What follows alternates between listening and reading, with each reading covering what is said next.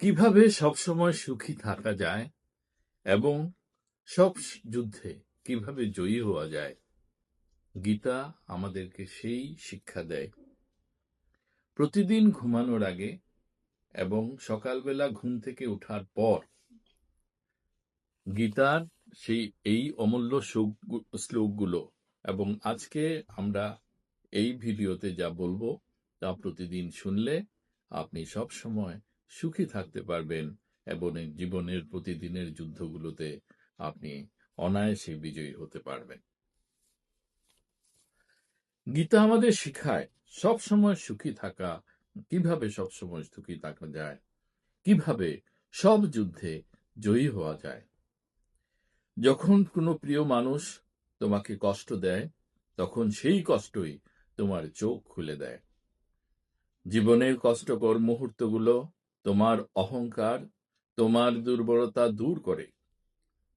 যতদিন তোমার থেকে কোনো লাভ পাবে, ততদিন সেই স্বার্থপর মানুষগুলো তোমার পাশে থাকবে। কিন্তু যখন স্বার্থ ফুরিয়ে যাবে, সেই দিন তুমি তাদের চিনতে পারবে। ভগবান শ্রীকৃষ্ণ বলেছেন, যখন কেউ তোমাকে আঘাত দেয় তখন কষ্ট পেও না, কারণ সেই আঘাতই তোমাকে শক্তিমান করে তুলবে। যে মানুষ কষ্ট সহ্য করতে শেখেনি, সে কখনো মহান হতে পারবে না। যখন তোমার জীবনে দুঃখ আসে, তখন ভাববে ভগবান তোমার জন্য ভালো কিছু করে যাচ্ছেন। বারবার কাউকে ক্ষমা করা উচিত না।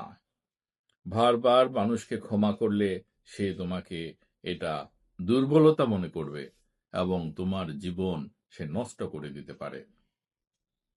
মহাভারতের যুদ্ধ হয়েছিল কারণ পাণ্ডবরা কৌরবদের বারবার ক্ষমা করে দিয়েছিল।